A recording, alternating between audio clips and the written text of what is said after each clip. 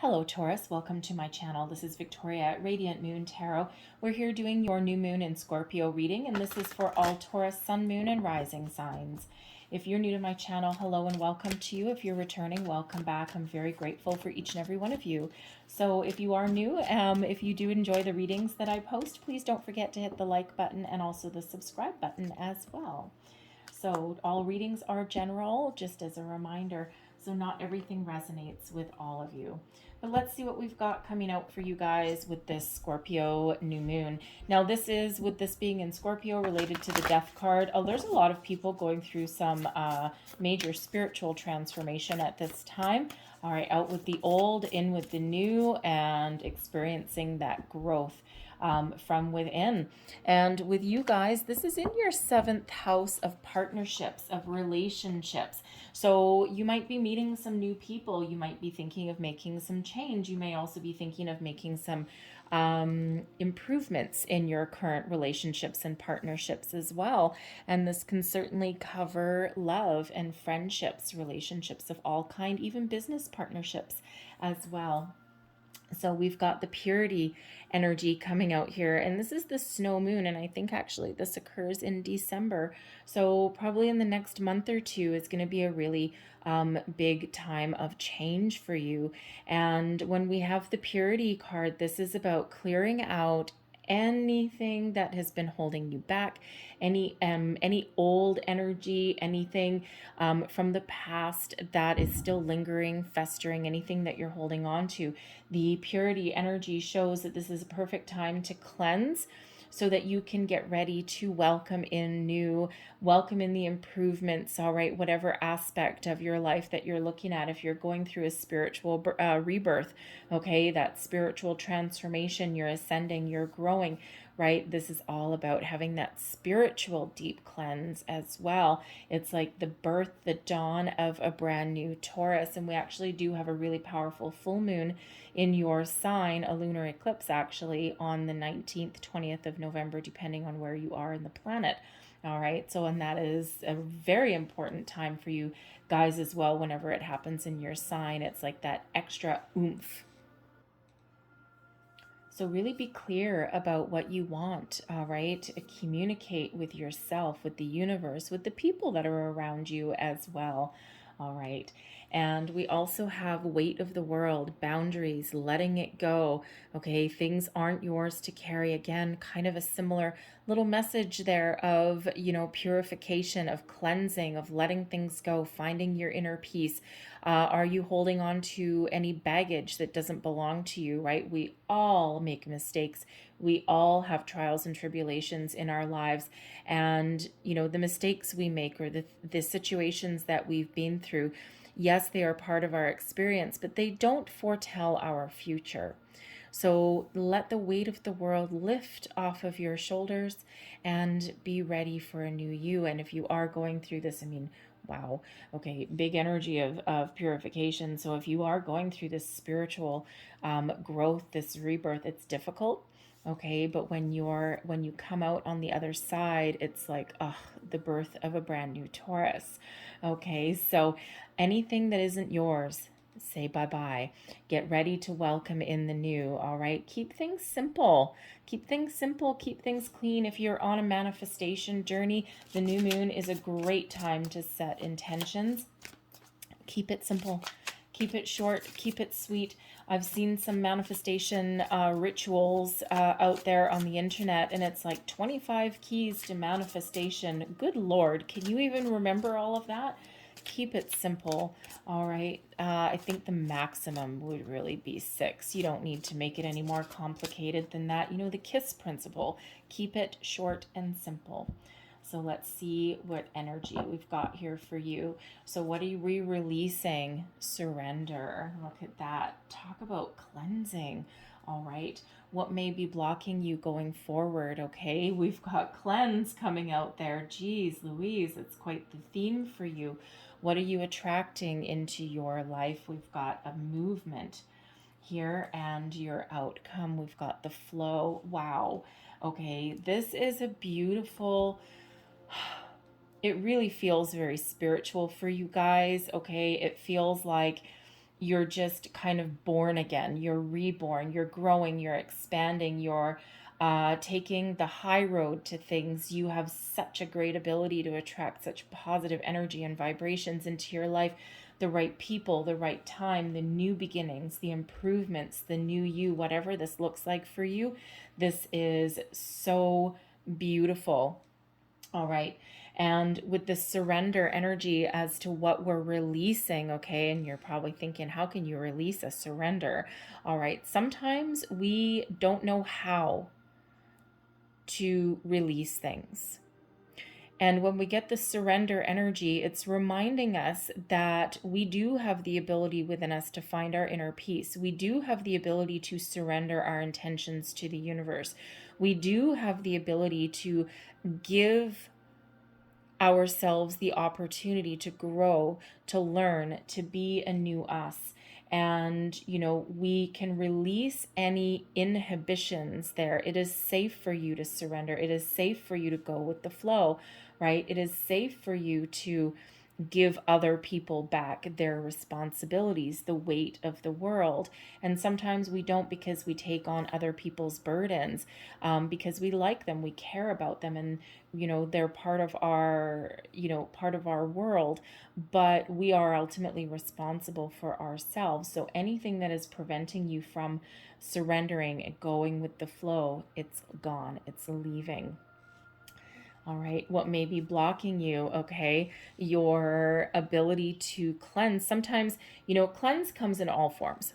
All right, we can have discussions with people. We can put up boundaries. All right, this can be a spiritual cleanse, right? There's cord cutting meditations. We can clear our chakras.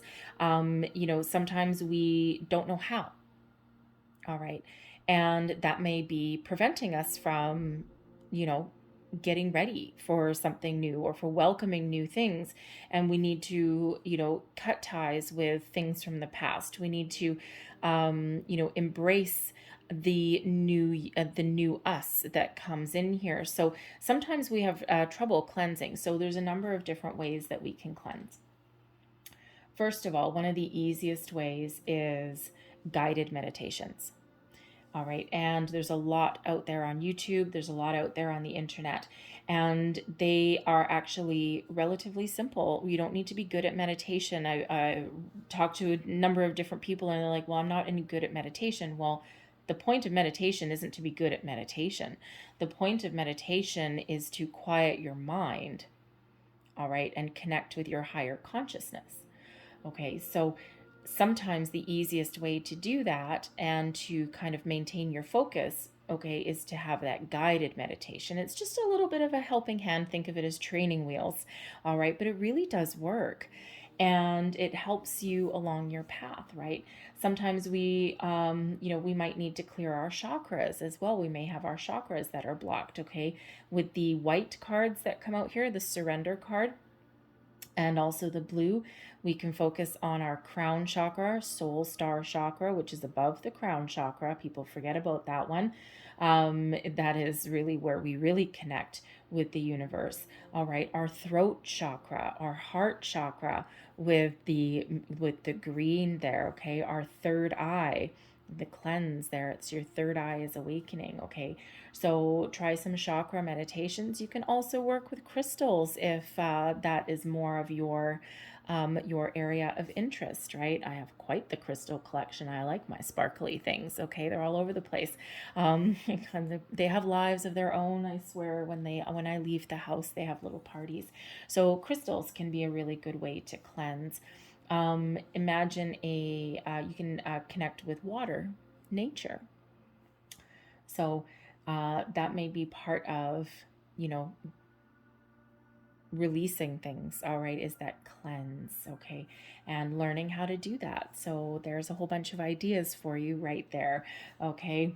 What are we attracting and embracing with the new moon? We've got movement, moving forward, embracing change, embracing improvements in our lives, taking action, taking charge, taking the lead, putting up boundaries, all right, welcoming in new things, setting intentions even.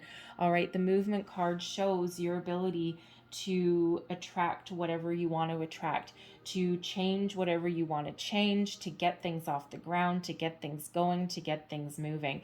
And are you looking to meet new people, new partnerships in all aspects of your life, new friends, new romance, all right, new business partnerships, okay?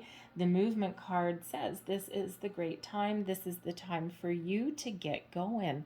All right. And once you set your intentions and once you take the first step, that's when we really end up in the flow of the universe, because just setting intentions sometimes isn't enough. And yes, it is part of the law of attraction. But what really kickstarts things is when we take a first step, and then the universe sees us setting, not just setting our intentions sitting on our couch, but starting to take action. So for example, if you're looking to meet somebody new, okay, a new friendship maybe. Let's start with friends, okay? And it can be hard these days to meet new people, but you're setting your intentions to meet new friends, to, who share your interests. And maybe your first step is to go on social media or to join a group. And that's where you start to meet new people. And then all of a sudden, things start to flow for you. Because what happens when we take the first step is we end up in the flow of the universe. We cleanse, we surrender, all right? We take those steps, we set our intentions, we clear our chakras, all of these things, and we end up in the flow of the universe. And when we're in the flow of the universe, we are connected, we are one, and we're feeling good. Where the weight of the world is lifted off of our shoulders. We feel good. We're in such a high positive vibration that no matter what we want to do, things flow to us easily. There's no resistance there with that flow. All right. Now, some of you may actually have Aries somewhere in your chart. All right. Your moon, your rising, your sun, depending on what reading you're watching here. They also ended up with the flow energy. So there may be some messages over there for you. So let's just get a little bit more information.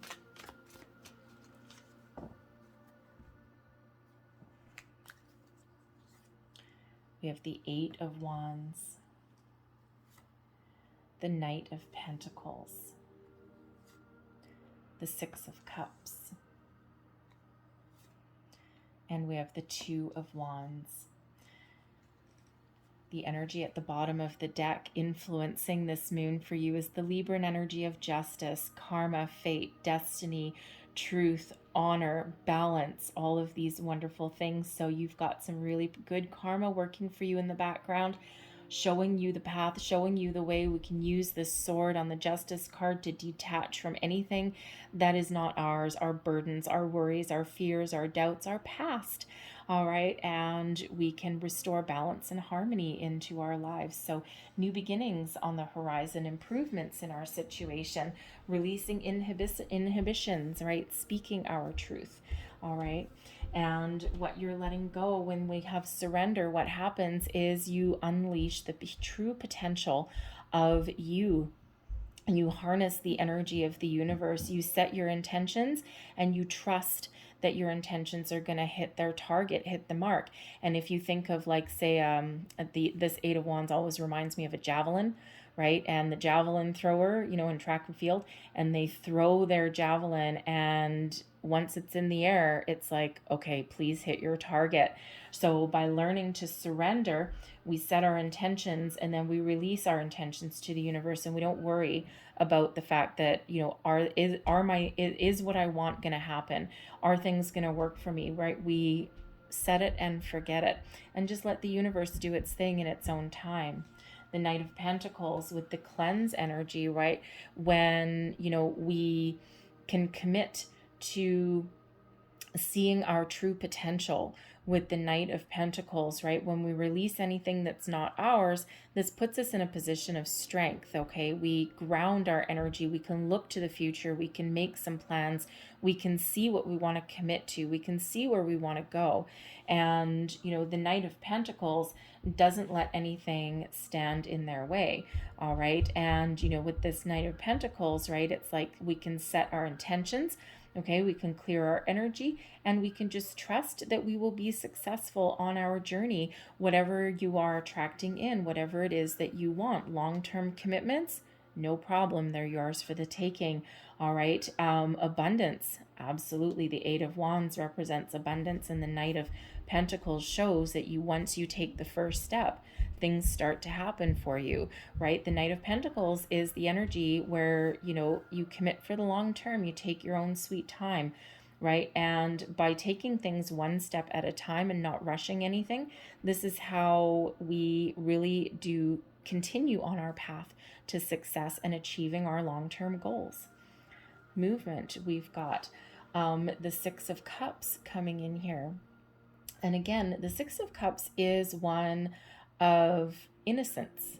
It's one of tapping into our inner child, following our dream, following our bliss, following our happy, letting our worries, our fears, our doubts, our anxieties go. And that way we're more in the flow of the universe. Sometimes we may be revisiting a dream. Okay. And think of when you're a child, right? With that Six of Cups, think of back when you were a child, right? You just knew that things were going to happen. You didn't worry about anything. You imagined what you imagined you could create into your reality, right? And, so you have that ability to do that now, right? So there may be a childhood dream or a feeling that you're attracting back in, right? And sometimes when we release all of our muss and fuss, okay, this is like you being reborn a little bit, especially if you're going through a spiritual awakening, right? It is the birth of a new you. And you may be feeling like a kid again, feeling like you're learning a whole bunch of things all over again. And it's a time of exploration. It's a time of joy. It's a sign of innocence, purity, right? When we have these children involved, right? So it's like, oh my goodness, I can start fresh, I can start new, okay, with that newness of, that innocent quality, right? And it's really positive. And when that's what happens when you clear your chakras, right? It's like, oh yes, it's all this fresh new energy. All right, but the Six of Cups can also bring in revisiting things from your past that you had forgotten about, creative endeavors, okay, even attracting, if you want to reconnect with people or dreams from your past, right? Your desires from your past. This is your chance to do that. Sometimes we forget what made us happy when we were younger. Sometimes we were told that we'll never be successful, or if you follow this dream, right, you're never going to make any money, and we forget about it. When in actual fact, that may have been our true calling, our true path to our personal happiness. So you may be revisiting something from that past, okay? But the Six of Cups brings in, again, this freedom from worry, from doubt, from, fear, right? And it's a beautiful, soft, loving energy that comes in there. And of course, in the flow of the universe, we have the Two of Wands. And the Two of Wands shows that you have unlimited potential. You hold all your manifestations in the palm of your hand, your journey in front of you. Once you know what you want, these two wands, right? Once you set your intentions, you know what you want. Everything is open for you. There's no blocks, there's no obstacles. You've taken care of those already, and you have the ability to start a new journey, a new adventure, make those improvements, all right? Meet new people, improve your existing relationships even, right? Whatever that looks like to you. But the Two of Wands is being open and receptive to all of the wonderful things of the universe that are flowing your way. So I'm going to leave that there, but I'm going to throw out here, because we do have this magic of the moon. I'm going to grab three of these Making Magic cards. Ooh, thank you. So these have magical symbols on them, and they also have affirmations. It's like activation of some magic energy. So I'll hold them up to the camera. Hopefully they focus in nicely, and you can take a screenshot, hopefully, if anything clicks for you. And we've got fairy magic. I love the fairy magic, and that's the magical symbol that activates it. Respectfully worked with the fairies and elementals to achieve your goals. All right, so put that one there. And we have Felix Felicitas, power symbol to create lucky serendipitous events. All right, and hopefully that is straight and focused for you. And last but not least, we've got protection. Okay, here's that spiritual energy, strong protective magic for the family and the home. All right, and there's that magical symbol for that. So Taurus, I hope there was something in this reading that resonated in some way. If there was, please don't forget to like and subscribe. All right, leave me a comment as well if you wish. So happy new moon to you, happy transformation, happy new beginnings, happy improvements, happy expansion. All right, thank you for watching. I'll see you next time. Bye.